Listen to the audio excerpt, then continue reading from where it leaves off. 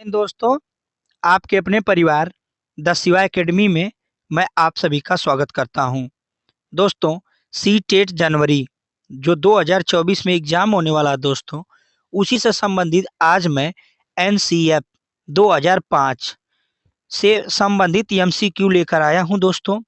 जो जो पेपर 1 और पेपर 2 के लिए बहुत ही महत्वपूर्ण है दोस्तों। जो 4 नंबर आपको दिलाकर जाएगी यह वीडियो, इसलिए आप हमारे इस सेशन में लास्ट तक बने रहिए और हमारे इस सेशन को लाइक करें और हमारे इस सेशन को ज़्यादा से ज़्यादा शेयर करें दोस्तों।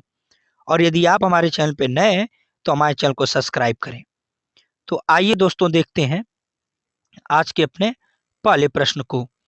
आज का हमारा पहला प्रश्न दोस्तों, राष्ट्रीय पाठ्यचर्या 2025 सॉरी दोस्तों 2005 की रूपरेखा के अनुसार शिक्षक है मालिक, सुविधादाता, नेता, उपयुक्त में से कोई नहीं। तो शिक्षक होता है दोस्तों सुविधा दाता। दो इसका बिल्कुल सही हो जाएगा। आइए चलते हैं अगले प्रश्न पर। अगला प्रश्न होगा दोस्तों, निम्न में से कौन नेशनल स्टीयरिंग कमेटी एनसीएफ 2005 के अध्यक्ष थे? Shri Arjun Singh, professor Krishna Kumar, professor Yashpal, professor Ved Prakash. तो इसका हो जाएगा दोस्तों 3, प्रोफेसर यशपाल, यही थे इसके अध्यक्ष। आइए देखते हैं अगला प्रश्न। अगला प्रश्न होगा दोस्तों, राष्ट्रीय पाठ्यचर्या रूपरेखा 2005 में बहुभाषा को एक संसाधन के रूप में समर्थन दिया गया है क्योंकि यह एक तरीका है जिसमें प्रत्येक बालक सुरक्षित महसूस करता है। बिल्कुल सही दोस्तों। भाषागत पृष्ठभूमि के कारण कोई भी बालक पीछे न छूट जाए, ये भी सही है दोस्तों। यह बालकों को अपने पर विश्वास के लिए प्रोत्साहन देगा, बिल्कुल सही है। तो तीनों सही है, तो 3 बार टिक करना नहीं है दोस्तों। चौथा ऑप्शन में दिया है ये सभी, यही हो जाएगा बिल्कुल सही इसका 4 ये सभी। आइए चलते हैं अगला प्रश्न। अगला प्रश्न दोस्तों, एनसीएफ 2005 में कला शिक्षा को विद्यालय में जोड़ने का उद्देश्य है सांस्कृतिक विरासत की प्रशंसा करना, छात्रों के व्यक्तित्व और मानसिक स्वास्थ्य को विकसित करना। केवल ए सही है, ए और बी दोनों सही है दोस्तों। चौथा ऑप्शन है, यहाँ पर चौथा छूट गया दोस्तों, तो चौथा ऑप्शन है ए और बी दोनों।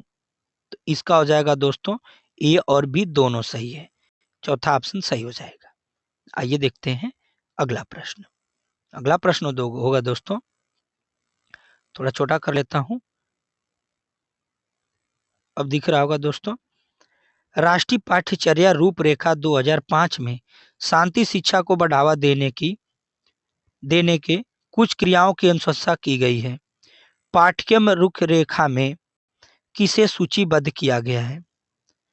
महिलाओं प्रति आदर व जिम्मेदारी का दृष्टिकोण विकसित करने के लिए कार्यक्रम आयोजित किए जाए, नैतिक शिक्षा को बढ़ावा दिया जाए, शांति शिक्षा, और चौथा ऑप्शन क्या है दोस्तों, शांति शिक्षा का एक अलग विषय के रूप में पढ़ाया जाए ताकि पाठ्यक्रम में इसको सम्मिलित किया जाए। बताइए दोस्तों इसका कौन सही हो जाएगा? तो इसका सही हो जाएगा ए, महिलाओं प्रति आदर एवं जिम्मेदारी दृष्टिकोण विकसित करना के लिए कार्यक्रम आयोजित किए जाए। ये बिल्कुल सही हो जाएगा, मतलब एक दोस्तों। आइए देखते हैं अगला प्रश्न। अगला प्रश्न होगा दोस्तों, राष्ट्रीय पाठ्यचर्या रूपरेखा 2005 में बातचीत की गई है। क्या बातचीत की गई है दोस्तों? ज्ञान अस्थायी है, वह दिया जाता है, ज्ञान का विकास हो इसकी संरचना की जाती है, शैक्षिक केंद्र में विषय केंद्र होना, विद्यार्थी केंद्रित से अध्यापक केंद्रित हो की ओर, इनमें से कोई नहीं। तो इसका हो जाएगा दोस्तों एक, ज्ञान अस्थायी है, वह दिया जाता है, ज्ञान का विकास होता है और इसकी संरचना की जाती है। आइए देखते हैं अगला प्रश्न। राष्ट्रीय पाठ्यचर्या रूपरेखा 2005 के अंतर्गत निःशक्त बालकों की रक्षा के लिए प्रावधान किया जा सकता है समावेशी शिक्षा द्वारा, मुख्य धारा में डालकर, समाकलन द्वारा, इनमें से कोई नहीं। तो इसका हो जाएगा दोस्तों समावेशी शिक्षा द्वारा। पहला सही है इसका। आइए चलते हैं अगले प्रश्न पर। राष्ट्रीय पाठ्यचर्या रूपरेखा 2005 में गुणवत्ता आयाम शीर्ष के अंतर्गत अधिक को महत्व दिया गया है। भौतिक संसाधन को, शिक्षित एवं अभिप्रेरित अध्यापक को, बालकों के लिए ज्ञान के संदर्भ में संरचित अनुभवों को, बालकों के लिए संरचित अनुभव एवं पाठ्यक्रम सुधार को। तो इसका हो जाएगा दोस्तों 4, बालकों के लिए संरचित अनुभव एवं पाठ्यक्रमों सुधार को। आइए देखते हैं अगला प्रश्न। राष्ट्रीय पाठ्यचर्या रूपरेखा 2005 में निम्न में से किस परीक्षा संबंधी सुधारों को सुझाया है? कक्षा 10 की परीक्षा ऐच्छिक हो, विद्यालय शिक्षा की विभिन्न आवश्यकताओं पर राज्य सरकार की परीक्षा संचालन हो, प्रतियोगी प्रवेश परीक्षा ऐच्छिक हो, इनमें से सभी। तो इसका हो जाएगा दोस्तों 1, कक्षा 10 की परीक्षा ऐच्छिक हो। चौथे ऑप्शन के झोल में आप नहीं आना है आपको, ए ही बिल्कुल इसका सही है। ए का मतलब 1 है दोस्तों। आइए चलते हैं अगले प्रश्न पर। राष्ट्रीय पाठ्यचर्या रूपरेखा 2005 में गणित शिक्षा के किस बिंदु पर मुख्यतः प्रकाश डाला गया है? गणित की सहायता में तर्क शक्ति का विकास करना, गणित की सहायता में गणित में रुचि विकसित करना, गणित की सहायता से मूल्यांकन का विकास करना, गणित की सहायता से गणित का अन्य विषय के साथ अधिक सहसंबंधित स्थापित करना। इसका हो जाएगा दोस्तों, बताइए कौन सा सही हो जाएगा? तो इसका हो जाएगा 1, गणित की सहायता से तर्क शक्ति का विकास करना। आइए चलते हैं अगले प्रश्न पर। एनसीएफ 2005 के अनुसार सामान्यतः विद्यार्थियों की गणित सिखाने से रुचि नहीं है क्योंकि अध्यापक दैनिक जीवन में इस विषय को उपयोगिता नहीं बताते हैं, अध्यापक इस विषय के आधारभूत संप्रत्यय पढ़ाने में पर्याप्त समय नहीं देते हैं, गणित संकेत गणितीय भाषा पर ज़्यादा हावी है, गणित अधिगम पूर्णतः बौद्धिक क्रिया है। इसका हो जाएगा दोस्तों 2, अध्यापक द्वारा इस आधारभूत संप्रत्यय पढ़ाने में पर्याप्त समय नहीं देते हैं। 2 इसका सही हो जाएगा। आइए चलते हैं अगले प्रश्न पे दोस्तों। अगला प्रश्न है 11 अभी हमने किया है दोस्तों, 12वां को देखते हैं। बालकों के स्कूली जीवन को बाहर के जीवन से जोड़ा जाना चाहिए, यह कथन संबंधित है। तो यह कथन संबंधित है दोस्तों राष्ट्रीय पाठ्यचर्या रूपरेखा 2005 से, क्योंकि यही टॉपिक आज तो हम पढ़ रहे हैं। एनसीएफ 2005 पढ़ रहे हैं दोस्तों। आइए देखते हैं अगला प्रश्न। अगला प्रश्न दोस्तों, राष्ट्रीय पाठ्यक्रम रूपरेखा 2005 में सामाजिक अध्ययन में निम्न में से किस मुद्दों पर शामिल करने की अनुशंसा की गई है? किन मुद्दों को शामिल करने की अनुशंसा की गई है? लैंगिक मुद्दों को, केवल किशोरों के मुद्दों को, लैंगिक एवं किशोरों दोनों के मुद्दों को, सभी स्तरों के विद्यार्थियों के लैंगिक एवं स्वास्थ्य संबंधी मुद्दे को। जी दोस्तों, यही सही हो जाएगा 4 नंबर। 4 नंबर ही बिल्कुल इसका सही होगा। आइए देखते हैं अगला प्रश्न। राष्ट्रीय पाठ्यचर्या की रूपरेखा 2005 के अनुसार पाठ्यचर्या 5 निर्देशक सिद्धांतों में से एक है। 5 निर्देशक सिद्धांत दिए गए थे दोस्तों, उसमें से कौन एक होगा? इसमें से दोस्तों स्कूल ज्ञान को स्कूल के बाहरी जीवन से जोड़ना, द्वितीय भाषा सिखाना, दृष्टिकोण को बदलना, उच्च शिक्षा के लिए प्रबल आधार का निर्माण करना। तो अभी तो ऊपर पढ़ के आ रहे हैं दोस्तों कि स्कूल ज्ञान के स्कूल के बाहरी जीवन से जोड़ने को कौन बनाता है? तो ये बताता है दोस्तों रूपरेखा 2005 बताती है। आइए चलते हैं अगले प्रश्न पर। अगला प्रश्न होगा राष्ट्रीय शिक्षा नीति 1986 में यह कहा गया है कि विज्ञान की शिक्षा को शिक्षकों और विद्यार्थियों से सहन शक्ति विकसित करनी चाहिए, विद्यार्थियों को अच्छे अंक प्राप्त करने के लिए मेहनत करनी चाहिए, विज्ञान शिक्षा इस प्रकार की होनी चाहिए कि वह विद्यार्थियों को समस्या समाधान करने और निर्णय लेने के योग्य बनाए, विज्ञान के विषय को प्रायोगिक कार्य पर अधिक बल देना चाहिए। तो इसका हो जाएगा दोस्तों 3, विज्ञान शिक्षा इस प्रकार की होनी चाहिए कि वह विद्यार्थियों को समस्या समाधान करने और निर्णय लेने में योग्य हो। दोस्तों आइए देखते हैं अगला प्रश्न। राष्ट्रीय पाठ्यचर्या रूपरेखा 2005 के अनुसार स्कूली स्तर पर त्रिफार्मूला को स्वीकार किया गया। इस संदर्भ में कौन सा कथन सही नहीं है? सही नहीं पूछा है दोस्तों। पूर्व प्राथमिक स्तर पर घरेलू भाषा काम में ली जानी चाहिए। प्राथमिक स्तर पर राष्ट्रीय भाषा काम में ली जानी चाहिए। स्कूली उच्च स्तर पर मातृभाषा काम में ली जानी चाहिए। और चौथा कह रहा है दोस्तों, बाद के स्तरों पर शास्त्रीय या विदेशी भाषा काम में ली जा सकती है। इसका हो जाएगा दोस्तों 16वें का हो जाएगा अपना 2, प्राथमिक स्तर पर राष्ट्रभाषा काम में ली जानी चाहिए। आइए चलते हैं अगले प्रश्न पर। अगला प्रश्न दोस्तों, एनसीएफ 2005 के अनुसार बालक के सर्वांगीण विकास में शामिल है। बालक का शारीरिक, मानसिक, सामाजिक विकास एवं स्वस्थ जीवन की तैयारी है। बालक का शारीरिक, मानसिक, सामाजिक, भावात्मक विकास है दोस्तों। बालक का शारीरिक, मानसिक, सामाजिक, भावनात्मक विकास एवं विद्यालय के लिए तैयारी। जी हाँ, बिल्कुल तीसरा इसका सही हो जाएगा। आइए चलते हैं अगले प्रश्न पर। अगला प्रश्न दोस्तों, एनसीएफ 2005 के अनुसार, पहले प्रश्न देख लेते हैं दोस्तों। एनसीएफ 2005 के अनुसार अनुशासन एवं सहभागी प्रबंधन शीर्ष के अंतर्गत कक्षा में शांति, चुप्पी बनाए रखने से संबंध जो नियम होते हैं, इनके पालन से अध्यापक कक्षा में क्या करते हैं? आइए देखते हैं ऑप्शन। ऑप्शन होगा दोस्तों, समानता और बराबर अवसर देने के मूल्यों को कमजोर बनाते हैं और उन्हें क्षति पहुंचाते हैं। ये नियम उन क्रियाओं को भी हतोत्साहित करते हैं जो बच्चों की सीखने की प्रक्रिया के अंतर्निहित होते हैं। ये नियम सहपाठियों के समुदाय को भावना को अविकसित होने से भी रोकते हैं। इन नियमों से शिक्षकों के लिए कक्षा व्यवस्था की नज़र से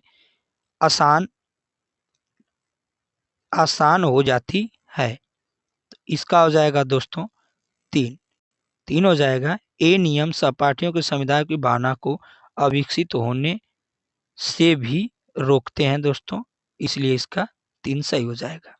आइए चलते हैं अगले प्रश्न पर। प्रश्न नंबर 19। एनसीएफ 2005 के अनुसार जो काम जिस स्तर पर संभव है उसे उसी स्तर पर किया जाना चाहिए, न कि उसे उच्च स्तर पर करना चाहिए। इसे कहा गया है पूरकता का सिद्धांत, संज्ञानात्मक वैधता का सिद्धांत, नैतिक वैधता का सिद्धांत, मार्गदर्शक का सिद्धांत। तो इसका हो जाएगा दोस्तों 1, पूरकता का सिद्धांत। आइए चलते हैं अगले प्रश्न पर। एनसीएफ 2005 में शिक्षा के वृत्तीकरण का उद्देश्य निम्न में से कौन सा बताया गया है? छात्रों को ज्ञान के साथ व्यवसाय के लिए तैयार करना, उदार शिक्षा को व्यवसायिक शिक्षा में बदलना, सामान्य शिक्षा के बजाय व्यवसायिक शिक्षा पर अधिक जोर देना, उदार शिक्षा को व्यवसायोन्मुखी बनाना। इसका हो जाएगा दोस्तों 4, उदार शिक्षा को व्यवसायिक उन्मुख शिक्षा बनाना। बिल्कुल इसका सही हो जाएगा। आइए देखते हैं अगला प्रश्न। एनसीएफ 2005 में सक्षम के रूप में दी गई गणितीय विशिष्ट अवधारणाओं में, फिर से देखते हैं दोस्तों प्रश्न को। एनसीएफ 2005 में समक्ष रूप से दी गई गणितीय की विशिष्ट अवधारणाओं में किसे शामिल नहीं किया जाएगा? देख लीजिए दोस्तों, इसका हो जाएगा ए बिल्कुल इसका हो जाएगा दोस्तों सही। एक हो जाएगा। गणितीय अवधारणाओं में जो सिद्धांत स्थापित किया जाना है उसका कदम दर कदम प्रदर्शन वैधता निर्धारित की जाती है। इसका 1 हो जाएगा दोस्तों। आइए चलते हैं आगे। अगला प्रश्न होगा दोस्तों, एनसीएफ 2005 के विकास और सीखना शीर्षक के अंतर्गत संज्ञानात्मक विकास का अर्थ क्या है? कर्म व भाषा के माध्यम से स्वयं और दुनिया को समझना, स्वस्थ शरीर विकास सभी प्रकार के विकास की पहली शर्त है, जानकारी इकट्ठा करके उनका रटना, अर्थ निकालना, मूर्त सोच की क्षमता विकसित करना।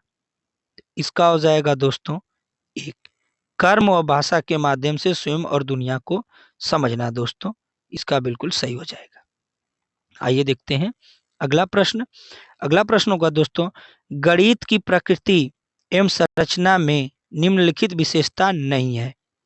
गणित की भाषा सांकेतिक है, गणित के निष्कर्ष निश्चित व तर्कसंगत होते हैं, गणित की सभी भाषाओं का मूलभूत आधार समुच्चय सिद्धांत भाषा है, गणित की विषय वस्तु में सामंजस्यता है।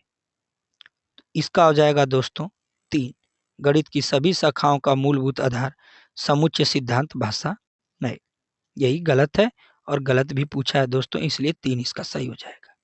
आइए देखते हैं अगला प्रश्न।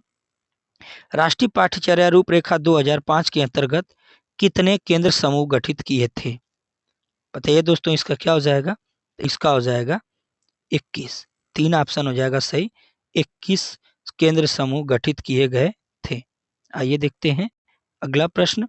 अगला प्रश्न होगा दोस्तों, एनसीएफ 2005 बल देता है, तो जाहिर सी बात है दोस्तों, करके सीखना, बिल्कुल इसी पर बल देता है। आइए देखते हैं अगला प्रश्न। अगर आप रटने वाली बात है तो जैसे ही रटने कटा ये भी कट जाएगा दोस्तों। समस्या हल करना, समस्या जब हल करेगा जब वो करके सीखेगा, इसलिए एक बिल्कुल इसका सही हो जाएगा। आइए देखते हैं अगला प्रश्न। अगला प्रश्न दोस्तों, निम्नलिखित में से कौन सा राष्ट्रीय पाठ्यचर्या रूपरेखा 2005 ढांचे का मार्गदर्शक सिद्धांत नहीं है दोस्तों? स्कूल से बाहरी जीवन को ज्ञान को जोड़ना ये तो होता है दोस्तों, परीक्षा की अधिक लचील और कक्षा जीवन में एकीकृत करना ये भी है दोस्तों, अधिगम को रटने की विधि को सुविधाजनक बनाना, जी बिल्कुल सही है। निगेटिव पूछा है, नहीं है, इसलिए नकारात्मक वाला मार देंगे। रटना नहीं है बच्चे को, कुछ भी समझाना है बच्चे को। आइए चलते हैं अगला प्रश्न। राष्ट्रीय पाठ्यचर्या की रूपरेखा 2005 किस सुझाव के आधार पर पाठ्यचर्या के बोझ को कम करने पर बल देती है? बताइए दोस्तों, इसका क्या हो जाएगा? तो इसको पढ़ लेते हैं। शिक्षा बोझ के साथ, बोझ देना है शिक्षा को, शिक्षा पर्यावरण के साथ, शिक्षा बिना बोझ के, पर्यावरण के बिना, शिक्षा पर्यावरण के बिना, ये भी नहीं सही होगा, इसका सही होगा तीन, शिक्षा बिना बोझ के होनी चाहिए। आइए देखते हैं अगला प्रश्न। राष्ट्रीय पाठ्यचर्या के रूपरेखा 2005 के अनुसार सत्य नहीं है पूछा है। बताइए दोस्तों, इसका कौन सा सत्य नहीं है? सभी बच्चों में सीखने की क्षमता होती है, बिल्कुल। सभी बच्चे स्वभाव से सीखने हेतु प्रेरित होते हैं, बिल्कुल सही है। बच्चे व्यक्तिगत स्तर पर एक ही तरह से सीखते हैं, यही गलत है दोस्तों, यही इसका गलत है, यही सही हो जाएगा, क्योंकि सत्य नहीं पूछा है। तो सभी बच्चों का स्तर सीखने का अलग अलग होता है, एक ही तरह नहीं होता है। स्कूल के भीतर व बाहर दोनों जगह सीखने की प्रक्रिया चलती रहती है, बिल्कुल सही है दोस्तों, इसका सही हो जाएगा सी। आइए देखते हैं अगला प्रश्न। राष्ट्रीय पाठ्यक्रम की रूपरेखा 2005 के अनुसार अंग्रेजी भाषा को किस कक्षा तक अनिवार्य किया गया है? बताइए दोस्तों, इसका क्या हो जाएगा? तो यह किया गया है अनिवार्य दोस्तों, बताइए इसका कौन हो जाएगा? तो यह किया गया है इसका कक्षा 1 से ही अनिवार्य कर दिया गया है। आइए देखते हैं अगला प्रश्न। अगला प्रश्न होगा दोस्तों, एनसीएफ 2005 के अनुसार गणित शिक्षण होना चाहिए बाल केंद्रित, शिक्षण केंद्रित, कक्षा कक्ष केंद्रित, पाठ्य पुस्तक केंद्रित। बताइए दोस्तों, इसका क्या हो जाएगा? तो जाहिर सी बात है दोस्तों, केंद्र में हमेशा बालक को रखना है, इसलिए बाल केंद्रित शिक्षा हो जाएगा। आइए चलते हैं अगले प्रश्न पर। एनसीएफ 2005 की राष्ट्रीय संचालन समिति में कितने सदस्य थे? बताइए दोस्तों, उसके संचालन में कितने सदस्य थे? तो उसके संचालन में दोस्तों 35 सदस्य थे, तीन इसका सही हो जाएगा। आइए देखते हैं अगला प्रश्न। अगला प्रश्न है दोस्तों, एनसीएफ 2005 के आधार पर गणित के संबंध में कौन सा तथ्य असत्य है दोस्तों? तार्किक ढंग से सोचने की क्षमता विकसित करना, अमूर्तनों का निर्माण करने एवं संचालन करने की योग्यता का विकास करना, औपचारिक एवं आंतरिक क्रियाओं का ज्ञान करवाना, बच्चों में समस्या को सुलझाने की योग्यता का विकास करना। तो इसका हो जाएगा दोस्तों सी 3, औपचारिक एवं यांत्रिक क्रियाओं का ज्ञान करवाना इसका सही हो जाएगा। आइए चलते हैं अगले प्रश्न पर। राष्ट्रीय पाठ्यचर्या के रूपरेखा 2005 का अनुवाद किया गया है 5 भाषाओं में, 3 भाषाओं में, 8वीं अनुसूची में दी गई सभी भाषाओं में, अंग्रेजी और हिंदी भाषाओं में। तो इसका हो जाएगा दोस्तों 8वीं अनुसूची में दी गई सभी भाषाओं में इसका अनुवाद किया गया है। आइए देखते हैं अगला प्रश्न दोस्तों 34। एनसीएफ 2005 एनसीएफ 2005 किस प्रकार की परीक्षा पर बल देता है दोस्तों? बोर्ड परीक्षा पद्धति पर, मौखिक परीक्षा पद्धति और सामूहिक कार्य मूल्यांकन, समय सीमा सहित परीक्षा, सभी के लिए एक समान परीक्षा। 34 का हो जाएगा दोस्तों 2, मौखिक परीक्षा और समूह कार्य मूल्यांकन दोस्तों इसका सही हो जाएगा। आइए दोस्तों चलते हैं हम आज के अपने लास्ट प्रश्न पे, और आज का हमारा अंतिम प्रश्न है दोस्तों एनसीएफ 2005 में कुल कितने अध्याय हैं? बताइए दोस्तों इसमें कुल कितने अध्याय हैं? तो इसमें 5 अध्याय हैं। और दोस्तों यह रहे हमारे आज के एनसीएफ से संबंधित 35 प्रश्न दोस्तों, और आपके 35 प्रश्न में कितने सही हुए दोस्तों यह हमें कमेंट करके जरूर बताइएगा।